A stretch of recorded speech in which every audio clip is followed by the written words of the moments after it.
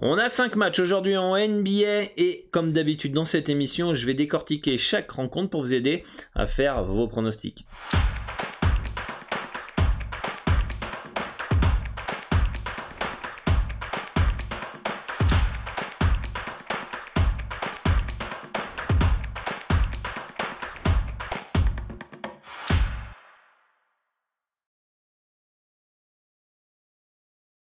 Salut à tous, ici Dorado. Pour ceux qui ne me connaissent pas, je suis parieur professionnel au Mexique et depuis plus de 10 ans, j'aide les parieurs dans la francophonie à augmenter leurs revenus grâce aux paris sportifs. Et si c'est ton objectif, n'hésite pas à t'abonner à la chaîne, d'activer la cloche des notifications pour ne louper aucune des prochaines vidéos d'analyse comme celle-ci, mais pas que, des vidéos conseils dans la psychologie, le mindset, la stratégie, la technique dans les paris sportifs. C'est avec grand plaisir que je te souhaite la bienvenue parmi la communauté. N'hésite pas aussi à me suivre sur les différents réseaux sociaux, de rejoindre le Telegram, le lien est dans la description. Là-bas tu vas avoir toutes les dernières news de mon actualité, un pronostic gratuit par semaine, des conseils exclusifs, etc. Et aussi le Discord pour échanger avec l'ensemble de la communauté. Le lien est dans la description. Donc voilà, tous mes réseaux sociaux sont dans la description de la vidéo. Et on n'oublie pas qu'il y a le concours, les amis. On n'oublie pas qu'il y a le concours qui va prendre fin. Alors, on y va, concours avec Philippe Bello et Prono Matteo. Il y a 10 lots à gagner d'une valeur de 3606 € durant cette Coupe du Monde. Alors, le truc c'est très simple, je vous mets dans la description le lien pour participer. Vous avez juste à nous suivre sur les différents réseaux sociaux, remplir le formulaire. Dans 6 jours, il y aura le tirage au sort pour déterminer les euros gagnants. Voilà, on est heureux de vous proposer ce concours unique dans les paris sportifs. Et j'espère que vous serez nombreux à participer pour gagner ces différents cadeaux. Le lien est dans la description. Et n'oubliez pas qu'on prend en référence les cotes de Pinacle PS3838. Alors pourquoi? Parce que c'est le bookmaker des parieurs professionnels. C'est le seul qui ne limite pas les parieurs gagnants. C'est celui qui a le meilleur taux de retour joueur. Donc vous avez des cotes en NBA à 1,95, à peu près à 952. Au lieu de 1,70 sur les autres bookmakers que vous pouvez connaître, et sur une mise de 100 €, c'est 25 € de manque à gagner de bénéfices en moins. Si vous n'êtes pas sur ce bookmaker là, vous le multipliez par 1000 pronostics. Je vous laisse faire le calcul. C'est aussi notamment pour ça que beaucoup n'arrivent pas à remplir leurs objectifs dans les paris sportifs. Ils n'ont pas les bons outils. Donc si vous voulez augmenter vos revenus, déjà il faut avoir PS3838. Comment? Je vais vous présenter le broker Asian Connect, un des plus fiables au monde, qui existe depuis plus de 10 ans, avec qui j'ai ouvert mon premier compte avec eux en 2011. Et voilà, vous avez juste à remplir le formulaire qui est ici. Je vous mets le lien dans la description aussi.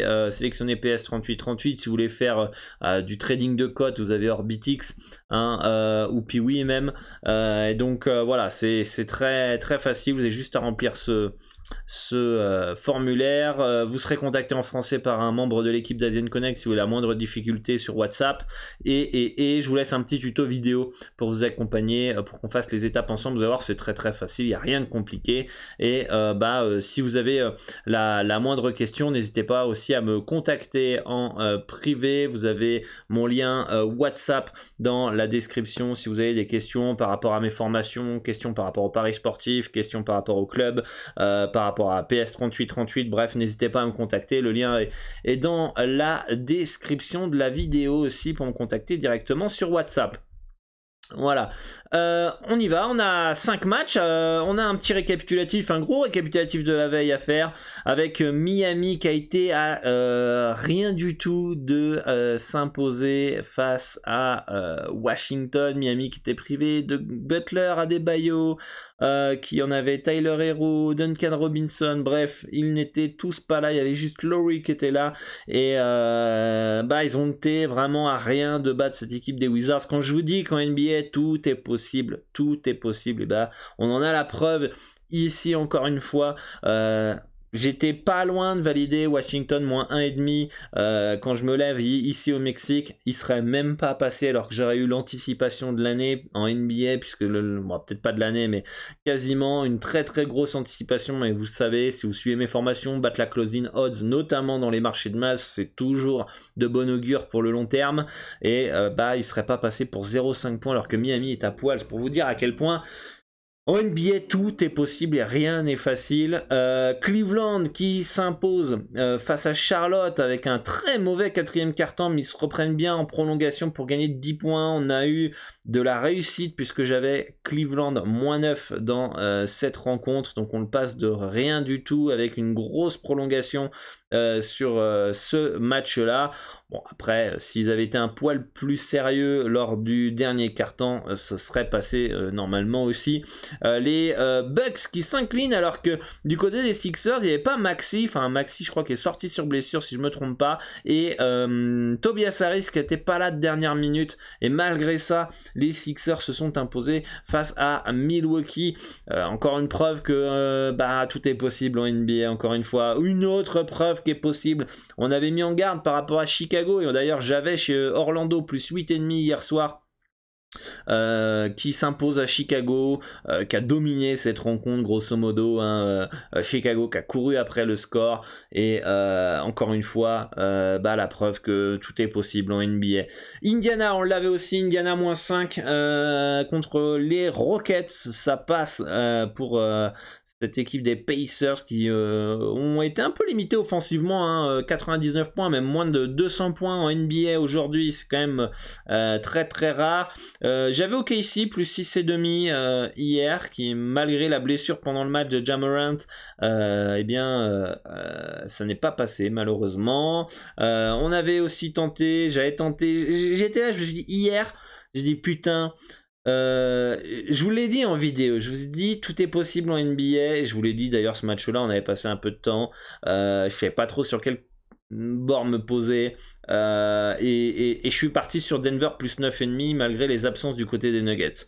Bon, c'est pas passé, mais quand je vois Miami qui reste dans l'handicap malgré les absences, que Philadelphie gagne malgré les absences, que Orlando gagne à Chicago malgré les absences, je me suis dit, dans une dimension parallèle à la fin de la soirée, je me suis dit, en fait, on aurait très bien pu avoir une victoire de Denver et puis une fessée des Bulls contre Orlando, enfin inverser les différents scénarios, et ça m'aurait pas surpris, mais j'avais senti que cette carte NBA était quand même très très complexe encore hier soir, et j'espère que vous avez pu éviter certaines pas douilles ni carottes, parce que c'est pas le terme qu'on emploie sur cette chaîne YouTube. Ça c'est des termes de gamblers, c'est des termes de parieurs lambda, puisque c'est des parieurs qui sont sur le court terme, nous on voit long terme, mais en tout cas je pense que vous avez pu éviter certains pièges, voilà, c'est peut-être le mieux, que sur d'autres que d'autres parieurs qui sont en NBA, qui suivent pas la chaîne YouTube.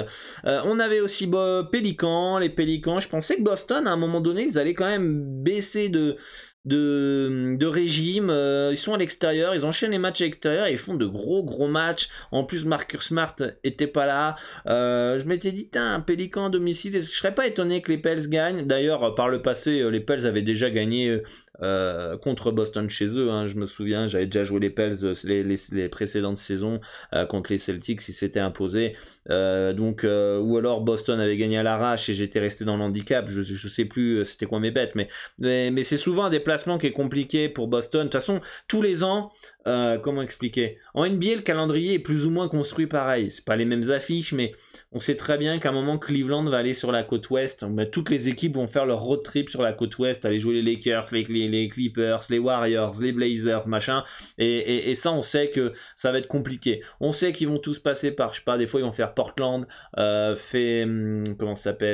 Phoenix, Denver, comment il s'appelle, les Pélicans qui sont peut-être pas loin, vont peut-être faire le Jazz. Voilà, et ça va être des moments où ça va être compliqué pour ces équipes. Et Boston, bah là, ils sont en train de faire un petit road trip avec des déplacements qui sont pas simples, qui sont pas gagnés d'avance. Et ça, c'est peut-être pas forcément con de jouer contre eux, enfin pas forcément contre Boston là, mais contre ces équipes qui ont des déplacements compliqués. On l'a vu avec Cleveland récemment, on le voit avec New York en ce moment, on reviendra dessus. Bref, et pareil pour les équipes qui vont sur la côte ouest, parce que quand tu te déplaces et t'enchaînes 5, 6, 7 déplacements d'affilée, tu vas pas tout gagner. Donc faut réussir à sentir quels sont les matchs où ça va être un peu piège, etc. Je pensais que les Pélicans avaient les capacités de s'imposer face à Boston, et finalement Boston a été très sérieux. D'ailleurs Boston qui est premier de la conférence Est à présent et qui est sur un vraiment gros good run. Utah qui s'impose face à Phoenix. J'avais aussi le Jazz hier. Durant cette soirée, ça s'impose 134-133 avec l'absence de Chris Paul. Donc pour ma part, ça fait un 4 sur 7 hier, si je me trompe pas. Donc bénéfice pour moi et pour les membres du club privé. Donc ça fait plaisir. J'espère que vous avez vous aussi fait du bénéf. Et Golden State New York, j'avais dit qu'il fallait un match plein pour les Knicks pour rester dans le handicap. Ça a été, il le fallait de toute façon. Ça perd que de 10, mais ils sont pas restés dans le handicap. Et les Lakers, j'avais dit que c'était très bien placé, moins 7, moins 7,5, ça gagne de 7 face aux Pistons. Donc voilà un petit peu cette map. Dites-moi en commentaire ce que vous aviez eu hier. En tout cas, bénéfice pour ma part dans une carte qui était pas simple, donc j'étais plutôt content. Un peu de réussite sur certaines rencontres, un peu moins de réussite sur d'autres, mais en tout cas ça fait plaisir. Ce soir 5 matchs en NBA avec Atlanta qui reçoit les Raptors et les Hawks qui partent logiquement favoris, hein. Je vais vous montrer la liste des absences du côté des Raptors avec Boucher pas là, Porter Junior pas là, Trent Junior pas là, Siakam pas là, donc il reste juste Van Vliet grosso modo, Scotty Barnes. Pour battre cette équipe d'Atlanta à Atlanta dans ces conditions, va falloir faire un énorme match de la part des Raptors. On sait qu'ils sont capables de verrouiller, de jouer dur, de rentrer dans l'art des Hawks, que les Hawks n'aiment pas faire ça, n'aiment pas quand les équipes rentrent dans leur lard, et de faire un match un peu fermé, un peu pourri, et s'imposer un peu comme ça à l'arrache. Bon, on n'est pas en Europe non plus pour faire ce style de match, donc c'est compliqué. Atlanta pour moi part logiquement favori. Atlanta moins 5 me semble, moins 5,5 me semble très très bien placé. La majorité du temps ça va gagner entre 1, 10 points, 1, peut-être 15 points, 1, 12 points dans ces zones-là. Du coup, le H serait entre moins 5, moins 6,5, moins 7, le vrai H. Donc pour moi, il n'y a pas de value dans cette rencontre. C'est très très bien placé. Je préférerais même plus partir sur un 51. Voire peut-être même un moins 2,5 à 1,62, plus qu'aller chercher le moins 5, moins 5,5. En tout cas, je vois les Hawks gagner quand même. Vu les absences, à un moment, Toronto va pas quand même continuer à enchaîner les wins. Et Atlanta à domicile, ça doit se réveiller après la fessée reçue contre Boston. Voilà, je pense que Atlanta a toutes les armes pour s'imposer face à cette équipe de Toronto décimée. On l'a vu hier, par contre, attention, c'est pas parce qu'il manque des absences que c'est fait d'avance. On l'a vu avec Washington, Orlando, même les Sixers. Donc méfiance par rapport à ça, mais je verrais quand même plus les Hawks s'imposer. Donc si j'avais un petit conseil à vous donner, peut-être un moins 2,5 à 1,621, ce serait mon meilleur choix sur ce match-là, même si pour moi c'est un no-bet par rapport à ma stratégie, les amis. C'est pas parce que moi je dis no-bet qu'il n'y a rien vraiment d'intéressant. D'accord, ok, j'ai de l'expérience, ok, j'ai une stratégie qui est rentable sur plus de 6000 bêtes, etc. etc. Mais j'ai pas la science infuse, je peux me tromper. Moi, mon but, c'est d'avoir un peu plus de 50% de réussite et comme ça, je suis en bénéfice et le volume fait que je vais gagner beaucoup plus d'argent. Mais je peux me planter, d'accord? Chacun, vous avez tous, normalement, vous avez tous là, quand vous regardez cette vidéo, vous avez tous votre stratégie qui est soit en test, soit déjà en place, soit vous êtes en train de mettre des actions en place. Voilà, il y en a qui me disent c'est ma première saison, voilà, je parie à blanc, ou je suis en train de miser 100 euros, je regarde tes vidéos, enfin 100 euros, j'ai une bankroll de 100 euros, je mise 1 euro par pari, je regarde tes vidéos, j'essaye d'apprendre, etc. D'ailleurs, n'hésitez pas à suivre mes différentes formations, les liens sont dans la description. Mais voilà, normalement, je vais faire ce petit aparté en attendant que les cotes reviennent en NBA. mais votre stratégie est en place. C'est pas j'y connais rien en NBA, je suis un gambler. Moi j'ai mon petit Wina là, j'ai ma thune sur Wina, j'ai envie de bêter ce soir en NBA, je vais regarder la vidéo de Dorado. Ah, Dorado il a dit Atlanta moins 2,5, allez hop, je vais valider, je mets 200 balles que je peux pas me permettre de perdre, et puis le lendemain je viens rager sur les commentaires. Non, c'est pas comme ça. Cette chaîne YouTube, si vous êtes là, c'est parce que vous avez envie de progresser, vous avez envie d'augmenter vos revenus et de vous former et d'apprendre. C'est pas tout est servi sur un plateau. Si vous voulez pas vous former, si vous voulez pas connaître la NBA, etc., vous regardez pas mes vidéos. Ou alors vous vous abonnez au club et vous suivez tous mes pronostics bêtement. Mais attention, si vous n'êtes pas formé, c'est pas parce que vous allez me suivre que vous allez gagner de l'argent. Il y en a qui pensent que c'est bon, je m'abonne et puis je vais gagner. Non. Parce que si tu n'es pas formé, niveau gestion money management, tu vas être en galère totale. 2, mentalement, tu vas être en galère totale parce que pour me suivre, il faut avoir un fort mental. Et en fait, vous ferez n'importe quoi. Du coup, vous serez là, j'ai perdu de l'argent en te suivant. Ouais, ok, comment t'expliques que tu as des membres qui ont gagné énormément d'argent et qui se réabonnent chaque année? C'est quoi la différence entre deux? Ah ouais, toi t'as pris quelle bête? Ah, j'ai pris tel match à 1,60. Mais il faut pas prendre, la cote elle a trop baissé. Ah ok, je savais pas, etc. Et du coup, beaucoup de parieurs qui sont pas formés prennent des cotes qui ont trop baissé, qui sont plus value, et c'est la dégringolade. Donc faut être formé pour suivre un Tipster aussi. Il faut bien réfléchir aussi avant de suivre un Tipster. Comment je vais le suivre? Si je le suis, c'est pas un mois, c'est peut-être un an. C'est peut-être je vais suivre 6 mois là, cette saison, puis après je verrai. C'est pas un mois, puis je verrai après. Un mois, c'est du court terme. Très clairement, et ceux qui me suivent, ils le savent très très bien. Donc voilà, les codes de Toronto, Atlanta sont revenus. On va espérer que les autres aussi. Je vais recharger ça, voilà. Mais important, c'est pas la one again, les paris sportifs. Encore une fois, si vous voulez remplir vos objectifs, tout se prépare en amont. D'ailleurs, vous avez pour les débutants une formation où je vous dis comment mettre en place votre stratégie de A à Z avec les 6 clés de la réussite. C'est 7 € seulement, c'est un kebab frites boisson. Voilà, vous mettez ça en place tranquillou, et voilà, vous aurez déjà les bonnes bases et la bonne attitude à avoir dans les paris sportifs. Vous avez aussi ma stratégie qui est totalement gratuite, qui m'a permis de passer de 0 à 50 000 €. Vous recevez un mail par jour pendant 15 jours, le lien est dans la description, c'est gratuit. Vous avez mes conférences web, vous avez plus de 100 vidéos sur cette chaîne YouTube qui sont gratuites, donc il n'y a pas d'excuses les amis, d'accord? Maintenant, il faut se mettre au boulot tout simplement. Utah face à Portland. Utah qui se déplace, d'ailleurs ils sont en back-to-back Utah si je me plante pas. Back-to-back pour Utah, déplacement compliqué à Portland, hein. Jouer au Moda Center c'est pas simple, c'est difficile. Les Blazers pour moi partent logiquement favoris, devraient s'imposer je pense quand même dans cette rencontre. 1,60 pourquoi pas, hein, ça peut être intéressant. Je pense que le 1,60 est mieux que le moins 1,5 à 1,641, hein. Je préfère sacrifier 0,4 centimes pour avoir un sec plus qu'un moins 1,5. Pour moi on peut avoir un match assez disputé, mais Portland fait la différence grâce au back-to-back, d'accord, de Utah.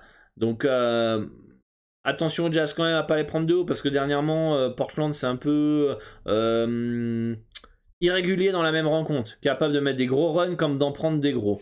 D'accord, ce qui n'est pas forcément bon signe généralement. Ça montre quand même soit que ton banc est pas assez fort, soit que finalement t'es pas concentré, t'es pas impliqué 48 minutes. Donc attention, si tu n'es pas impliqué 48 minutes face à cette équipe du Jazz qui est en confiance, etc., compliqué. Après, le Jazz a pu dépenser beaucoup d'énergie hier, donc préférence Portland pour ce soir dans cette rencontre. Les Spurs qui se déplacent aux Clippers. Les Spurs qui ont pas mal d'absences aussi, hein, attention. Des joueurs incertains, on peut le voir, Potel, Vassell, McDermott, Johnson, Branham qui sont probables, Langford qui est forfait, Zach Collins qui est forfait depuis qu'il est en NBA, Jacob Potel, Vassell, important de savoir ça, parce que bon, je pense que c'est 2 joueurs qui sont importants du côté des Spurs. Les Spurs, c'est pas l'équipe assurance tout risque cette saison NBA qui est en totale reconstruction.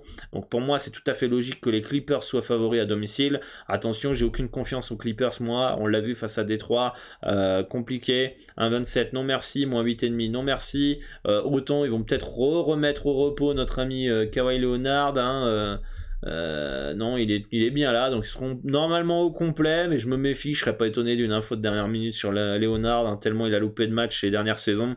Mais en tout cas, pour moi, il n'y a rien à faire sur cette rencontre Clippers-San Antonio. Ça me paraît très très bien placé. Et enfin, le dernier match, c'est Indiana face à Orlando. 2 équipes en 3e match en 4 jours back-to-back. Donc ça devrait se compenser ces fatigues-là. Peut-être que je pense que Indiana a quand même plus de profondeur que Orlando, notamment avec les absences du côté du Magic. Les Pacers, pour moi, ont plus de talent offensif. Ils imposent leur tempo, ça devrait s'imposer. Après, pour moi, il n'y a pas de value. Ça me paraît très très bien placé. Je ne sais plus ce que j'ai mis comme handicap. D'ailleurs, pour moi, je vous dis rapidement, mais pour moi, il n'y a pas de bet ce soir sur le club en NBA. Il y a beaucoup d'autres bets sur d'autres championnats, mais pas en NBA ce soir. Pour moi, tout est bien placé. Pour vous donner un petit peu une ordre d'idée, j'ai un moins 4,5 pour Toronto.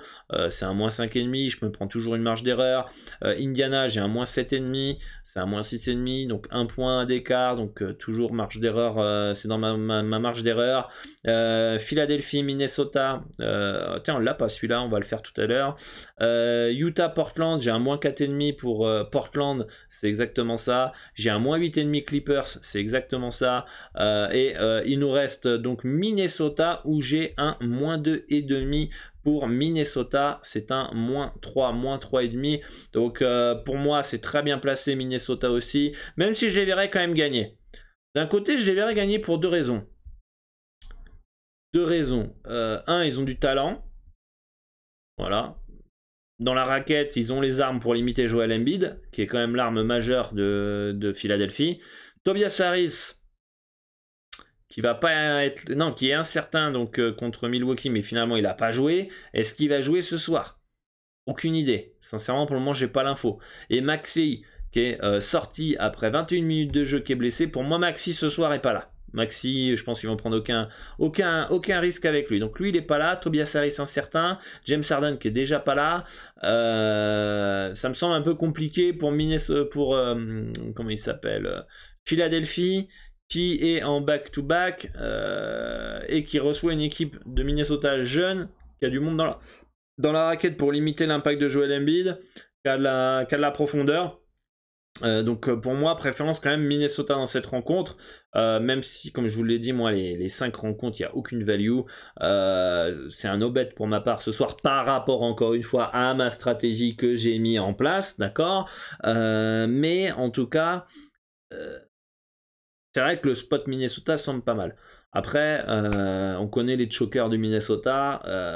Quand ça doit gagner, ça fait de la merde. Quand ça doit perdre, c'est bon. Et ça depuis des années. Donc ce soir, on les attend potentiellement bons pour gagner, etc. Ça pourrait être l'inverse. Mais bon, j'ai du mal franchement, Philadelphie, ça vaut pas le coup de les tenter à cette cote-là. Voilà, tout simplement, on parle toujours de value bet ici. Et si vous ne savez pas ce qu'est un value bet, je vous invite à vous former. Si vous ne savez pas c'est quoi, encore une fois, un handicap moins 5,5, plus 5,5, plus 6,5, moins 6,5, over, under, money line, tous ces termes-là, money management, flat betting, voilà, safe to odds, combiné recomposé. Si vous ne connaissez pas tous ces termes-là, c'est que vous n'êtes pas prêt dans les paris sportifs et qu'il faut apprendre, quoi, les amis. Il n'y a rien de mal par rapport à ça. Donc voilà, pour moi, par rapport à la stratégie, c'est un no-bet, mais après, si je dois faire un petit peu une part de guide pour vous guider, on a dit Atlanta moins 3, potentiellement intéressant. Ici, no-bet pour moi, Indiana. Ici, plus un. Ouais, plus un. Regarde un peu. Voilà. Ouais, un petit Minnesota sec, et puis on avait quoi? On avait du Portland, mais là on l'a plus. On va recharger les cotes. Un petit Portland moins 1,5. Bon, Portland moins 1,5 à 1,62, voilà, ce serait les 3 pistes que j'ai aujourd'hui.